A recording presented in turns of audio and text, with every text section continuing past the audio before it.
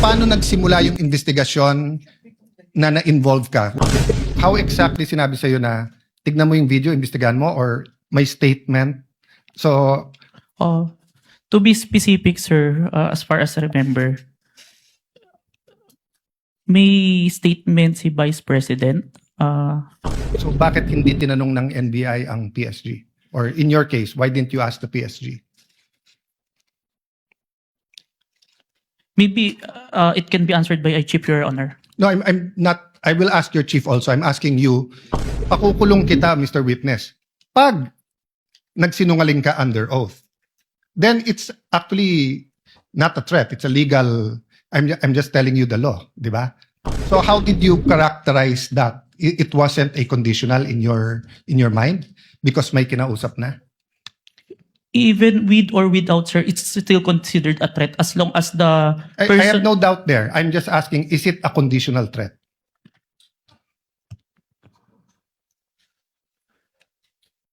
Based on our affidavit, sir, I believe it's... Before I ask to be allowed to ask a question, can I just follow up yung kay Senator Marcos, including the ruling yesterday? Just in the interest of all senator judges being able to follow closely, especially kami sa first row kasi medyo nagkaka-stiff neck na kami.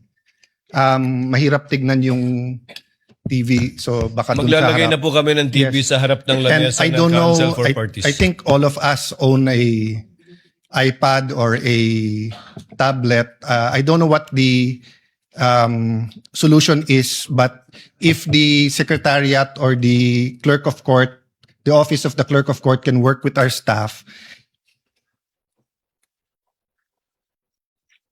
just to give you an example for today, no? If you look at the impeachment complaint on page 19, for example, it says that the affidavit we're looking for kanina, footnote number 72 is this one in the impeachment complaint, no?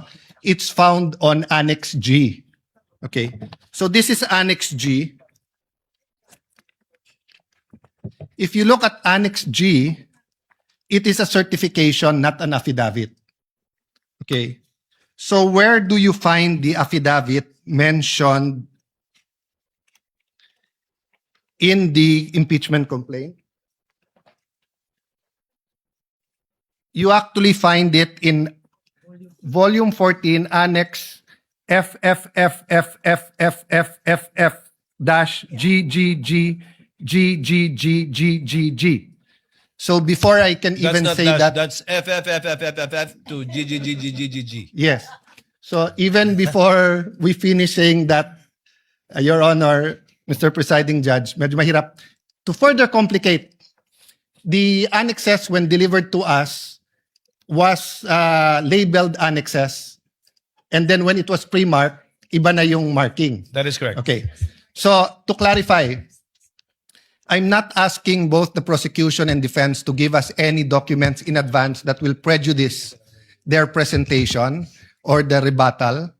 I do understand that it has to be offered, but to speed things up and to make sure we understand, in the same manner that they're asking the witness to examine it, maybe we can be given a copy to examine at the same time, whether digital or actual copy. I don't want to impose upon them to print 24 copies. But again, anyway, it's Wednesday. We have Thursday, Friday, Saturday, Sunday for our staff and the clerk of court to meet. I So, think we already have a solution for you, Senator Judge Cayetano, as well as for Senator Judge Marcos.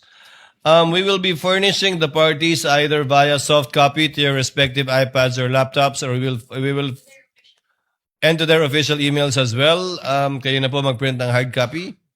Ng list of evidences as marked, yes. as pre-marked by the prosecution na ipe-present for Article 4. And we will do this by article. However, insofar as I said, the documents presented by the counsel for respondent, these have not yet been pre-marked. But I don't think there's anything wrong with asking for a copy from the counsel for respondent. On that point, for our guidance whether or not the same will be offered without prejudice to respond to On counsel that for point- respondent deciding on whether or not they will offer it at the appropriate time. On that point, Mr. Presiding Officer, even if it's pre-marked, if it will prejudice their presentation, I don't mind it be given in real time. And same, no? If it's being used on cross or recross on rebuttal and hindi to na pre-mark, as long as real time, para lang we can process it. If not, we have to review afterwards and it messes up our preparation for the hearing the next day, no? Is that possible for the parties once the roles are reversed? May I get a response Honor. from the counsel for respondent?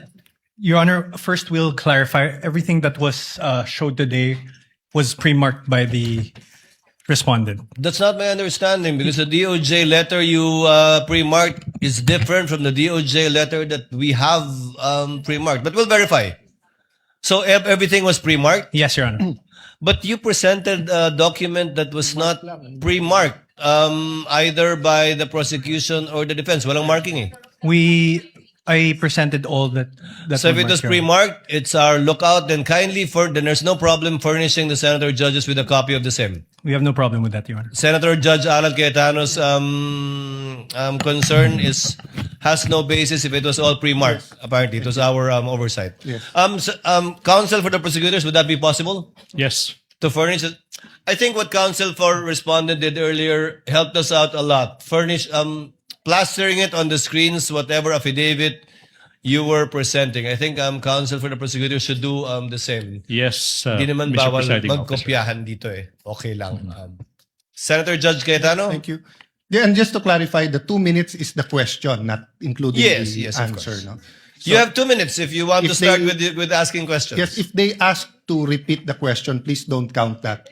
No, 2 minutes is long We will- with short questions, but many of us want to get to the bottom of it, end up only asking 1 or 2 questions. So just a little bit we liberality. will be lenient, Yes. Thank you. Senator Judge you Alan very much. Cayetano. You may Appreciate proceed, it. sir. You have 2 minutes. A question for the witness, and maybe to put all of us in check, I don't mind if any of the counsel says na medyo hindi maayos yung question. I mean, given what happened yesterday and today, and there are questions that could prejudice the case either way. As long as we call each other out respectfully, to the both counsels, you cannot correct a senator judge, but I don't mind if you think it prejudices. That's your duty to your client. Yes, sir. So this isn't the start of the 2 minutes yet. Sa magandang hapon, Mr. Witness. Good afternoon, Your Honor. Medyo mahaba na yung pag-upo mo dyan, but allow me a few questions. No? Yung circumstance lang, so paano nagsimula yung investigasyon na na-involve ka? Were you from the start o hindi? At written instructions ba to? O sinabi, oy, may investigasyon tayo. Just konting clarity, paano na-umpisa yung specific investigation? And was it based on the November 3 video? Tama ba? November 23, Your Honor. Okay. It all started, I received a phone call, sir, from my executive officer that there is a video wherein there is a statement given by the Vice President, which is classified as threat, and I was tasked and assigned to investigate the case, sir. Okay. So basically, ganun yung pagkasabi na I'm tasking you to look at the video, investigate. Yes, Your Honor. Were you working alone or with a group? With a group, Your Honor. NBI group. Yes, Your Honor. And was this is there an interagency also or just purely NBI? Don't have personal knowledge. Maybe our chief, sir, has the Okay. knowledge on that, sir. Yes. No, that's all I asked for naman, yung personal knowledge. Yes, Your Honor. Pakiulit mo yung sinabing, how exactly sinabi sa'yo na tignan mo yung video, imbestigahan mo, or may statement? So, To be specific, sir, as far as I remember, may statement si Vice President regarding the November 23 press conference na kung saan may pagbabanta na naganap, Okay. pakiimbestigahan. pakiimbestigahan. So, ganun ka-general. May Yes po. pagbabantang naganap, pakiimbestigahan. Yes po. And you proceeded by watching the video. Yes, Your Honor. And when you watched the video, you got to the part na may pagbabanta. No, Your Honor. I first don't know which part of that. So you watched the whole video, of course. First, the clippings, Your Honor. Okay. Then I look for the whole video, Your Honor. Then you watch the whole video. Yes, Your Honor. And thank you for your honesty. So after the clipping, tapos the whole video, what did you do next? You reported or you made your recommendations? I don't understand the process lang kasi. Upon identifying the whole video, I informed my executive officer that I identified the video, Your Honor. And then yung sinabi mo yesterday, then you started looking for patterns. That's why you looked at yung dating mga video ni Vice President. Yes, Your Honor. So you started investigating the threat against the President, the First Lady, and the former Speaker of the House. Yes, Your Honor. Did you investigate the threat against the Vice President? We tried, Your Honor. How did you try? It is included in our letter to the Vice President, Your Honor. That's why we were inviting her to proceed to our office to investigate the threats to her life, Your Honor. How about the vlogger who asked her about Oplan or whatever they call that Romanov? Did you invite them? Yes, Your Honor. And did they testify? The Princess Maui did not appear, Your Honor. Did not appear. Did you also look for previous videos that are threatening to the Vice President? We look on the Romanov part, Your Honor. Okay. But we identify a different person who first mentioned the Romanov, Your Honor. Did you coordinate with the PSG? I have no personal knowledge, Your Honor. You yourself? Yes, Your Honor. Maybe our chief, Your Honor. Yeah. But you are aware that the primary responsibility of protecting both the President and the Vice President is the PSG. Yes, Your Honor. So isn't it fair to say that any investigation against a threat to the first family, the President or the Vice President, you would normally ask the PSG if they received any threat? I have no personal knowledge, Your Honor. No, I'm asking, hindi ba normal sa investigation kung sino yung primary agency na taga-protekta na lumalaban dun sa threat ay tatanungin natin? Yes, Your Honor. So bakit hindi tinanong ng NBI ang PSG? Or in your case, why didn't you ask the PSG? Maybe it can be answered by a chief, Your Honor. No, I'm not. I will ask your chief also. I'm asking you, when they said, look at this, you looked at other videos, you tried to get Princess Maui, you tried to get the Vice President, but you didn't contact the PSG for the First Lady, for the President, and for all you know, the PSG will tell you right there and there, the threat is real, or the PSG will say, politika lang yan. Diba? Both the Vice President and the President are protected by the PSG.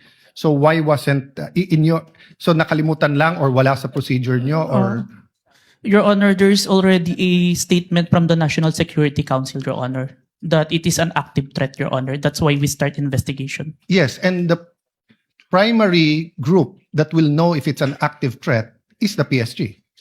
So if this was the United States, it will be the Secret Service. So whether the FBI or the CIA, state troopers, the federal marshals, kung sino man mag-iimbestiga, parati nilang tatanungin yung Secret Service. So I'm just curious why we did not ask the PSG input. Kindly wind up, Senator Cayetano. Senator Okay. Judge Cayetano. So my last question is, how did you characterize the threat of the Vice President to the President? Given that ang exact words niya, huwag kang mag-alala ma'am sa security ko kasi may kinausap na akong tao, sinabi ko sa kanya, kapag pinatay ako. So that'll be fair to you and not vague, no? Did that phrase, kapag pinatay ako, have any bearing in your investigation? Yes, Your Honor. And what was that bearing or thoughts in your mind? First of all po, dun sa statement, may nakausap na po. It already took place before pa yung mangyari yung meeting. And nung Excuse condition, me, I'm not talking about yung may kinausap Apo. na para pumatay. Ang sinasabi ko yung sinabi niya na pag pinatay ako. yes, Your Honor. How did that affect your investigation? There is a condition na kapag pinatay siya. But as we can see, it's only applicable if there is only two parties.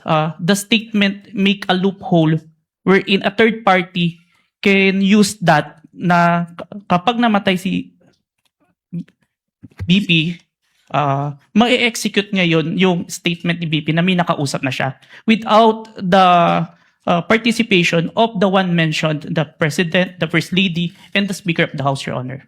That's fair. But what I'm saying is that in your reports, did you characterize it as a conditional threat?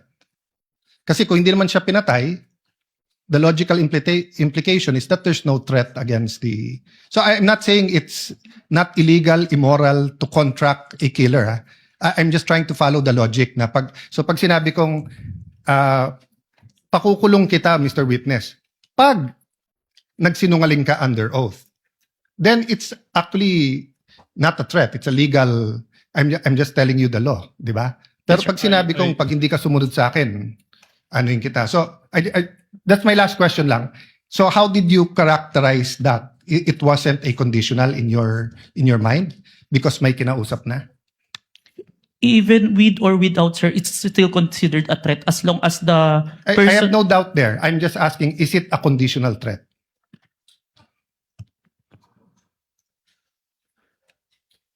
Based on our affidavit, sir, I believe it's conditional, which... Based in your affidavit. But your initial assessment, yung personal mo as an investigator, this is an investigation of the whole NBI, but yung personal mo. The threat is absolute, sir. Okay. Thank you, Mr. President.